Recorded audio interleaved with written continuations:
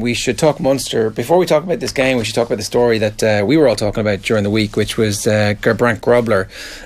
This became a news story this week, and just to explain this to everybody asking why you didn't talk about this 6 months ago, he's due to play. He's been named in the BNI Cup team, but this is really the first time that he's been fit to play in a competitive game. He hasn't been selected for the squad, and on the show during the week on OTBAM, I was making the point that I'm very uneasy about this. I don't think there's been any debate about it. It was reported that he'd had a 2-year drugs ban for sure, but there were no opinion pieces, there was no columns, there was no proper conversation about Munster deciding that they're going to be part of the rehabilitation of a player who has served a ban for 2 years for taking an anabolic steroid which is used in the treatment of breast cancer. This isn't something you kind of, I'm going to see what this pill is and take it. Look at me, I'm big in muscles. Also, my breast cancer's gone. It's not an accident. No, listen, I think it's very important to be clear, from my personal opinion, the differentiation between being caught using performance-enhancing drugs and being caught using recreational drugs. Both foolish at any time, but as a professional athlete, really stupid. But it's inexcusable using a performance-enhancing drug, and I think a 2-year ban for anyone that uses an anabolic steroid is ridiculously short.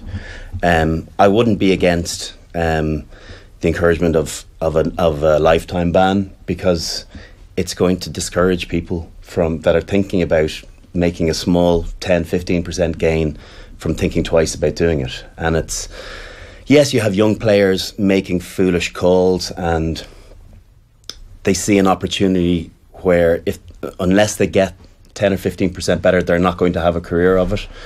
But it's Munster's prerogative, but I would be of the same thinking of you. I would feel a bit uneasy about giving that rehabilitation process an opportunity via my club with a cheat, ultimately. Completely, that's it. He is a cheat. And the reason that I felt so strongly about this was because we did a roadshow a couple of years ago with a bunch of Munster rugby players, and afterwards the conversation turned to Chili Boy Ralapelli, who'd just been serving a drugs ban, and one of the Munster players went, "That guy's a cheat," and he was really animated about it, just out of nothing. And I was like, well, if that's what the players felt about somebody else in that circumstance, then they must feel exactly the same about this guy. And now he's part of their legacy. The thing that they built was this unbelievable brand that Munster has. It's kind of sickening if you're not from Munster about how amazing the brand was until anybody else started to win. But they built that on their own, and they were guardians of that so spectacularly well. And now, for no particular reason, they've got a second row coming in who's like, well, actually, I was a cheat too. It does smear it. And I think from a player perspective, it's a very difficult one, because it's not your decision to bring this player in, okay? And now he's part of the squad, and he is. So you have to embrace that. Yeah. And that's what professionalism is about, is dealing with circumstances that mightn't suit you perfectly, but that, do you know what, you have to get on with it, because it's not your call to make it. It's the board or the management or the chief executive or whoever is the decision makers on that process. That's left to them. You're there to be a player first and foremost, and obviously lead in the best manner that you possibly can. So I don't think this is about. You can look at it in a couple of ways. I think from a bigger picture, it's unfortunate, because you can be sure that some Munster players feel a little bit uneasy, but they can't let that be voiced or be known. But they will just have to get on with it. The questions, these Munster players, and it'll be, and I'll look forward to hearing what's said, because it's a very difficult one for you. If it was me as a player with Leinster, Murray, what are your thoughts on having a convicted drugs cheat as one of your team? Well, do you know what his line will be? Well, he served his ban, he made an error, he said that, and do you know what? Everyone deserves a second opportunity. That will be the line. No doubt that will have been spoken about. Yeah. All the players, and particularly the younger players, will be told exactly what they have to say if that question comes up. But yeah, you won't get a sense of what the people truly believe. You won't. I don't think so. But I get that you have to have a party line with that. You can't have. I get that Johan van Graan has to have a party line too, because this is not a shit show of his making. This was one that he has been handed onto his plate, and he second or third press conference ahead of these big games. He's like, so what about this guy over here who's a drug cheat? And he's like, what? Okay, need to think about this one. It goes right the way up this. The chief executive of Munster is ultimately responsible for standing over this. But Munster are funded partly, and owned by the RFU. Like, David Nucifora had to sign off on this. So the questions go right to the very top here. There would be an argument that is thrown out during the week. Well, look, if Munster didn't go for maybe a top 14 side or a Premiership side, might have gone for it. But that's their prerogative. That's privately owned. There's an individual that's at the helm of that who is probably in the business of making money and can pretty much do whatever he or she wants when it comes to signing players for their club. But the Munster brand is all-encompassing in this country. It goes right to the very top of the RFU. It goes deep into the psyche of the 6 counties down in Munster. And there has to be an awful lot of perturbed feelings amongst the fans that they are now going to be watching a convicted drug sheet playing for them. Like, I'd love to sit here and, for the purposes of balance, like, have a row with the two of you about this, that I think, he served his time, he did the crime, and now he should be allowed to get on with his career.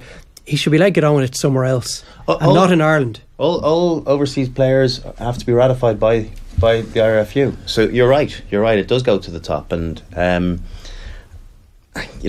Munster are not as fortuitous with their depth of second rows these days as they were in the past. They've always been a position that's been so good.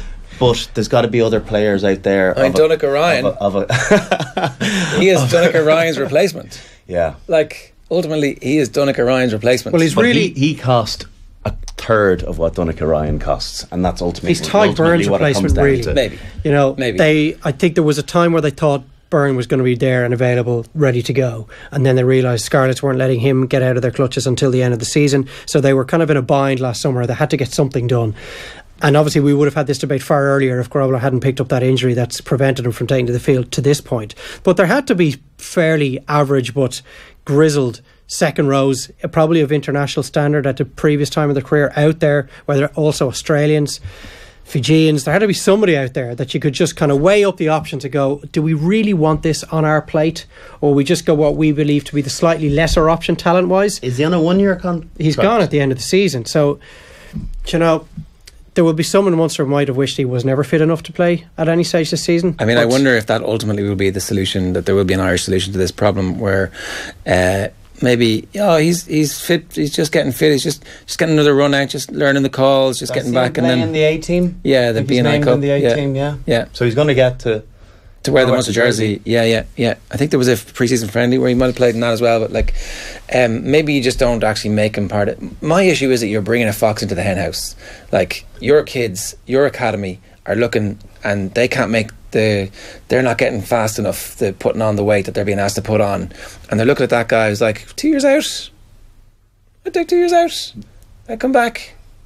I don't think that. I don't think it encourages young people to dope. No, I don't think it does. I don't think it does. Repercussions for it. That's not that it encourages them. It says that the world that we live in has no repercussions for this. I think what it does do, what does it say from a culture perspective, not from an encouragement perspective, but with putting someone in a great environment like that, which is clearly has been a great environment for a long time, even through their stickier years. Yeah. They've always been a tight team, and what it does to bring someone like that in, it can't have a positive impact. I don't think players I certainly wouldn't be a player, and I'm sure plenty would think likewise, that 2 years you serve your jail time and you get on with it. It's not a massive barrier to somebody who might be wavering. Certainly, if you go, actually, you know what, this is okay. If injury is involved, but might sway their mindset a little if you know that you might get away with it because you're not going to be on the field. And I think that partly played into Grobler's circumstances. Allegedly, though, I mean, who knows? Like, he actually copped to it straight away, so there was no hearing and there was no sense that actually who gave him the drugs, how did he get them, how many of his teammates knew about it, like what was the culture which made him think that this was okay. There's 1 or 2 friendly enough interviews that he's done with people where apparently he's a charming guy, and fair enough, but like, I wouldn't expect to see him wheel down in front of the Irish media anytime soon. Sorry, just to clarify, we did put a request in to see if we could clarify things up with him. Munster have said that he's concentrating on getting fit and is unavailable for interview at the moment. I should have stressed that we did actually put a request in so he could get his side of the story across, and Munster have decided that they don't want that to happen. So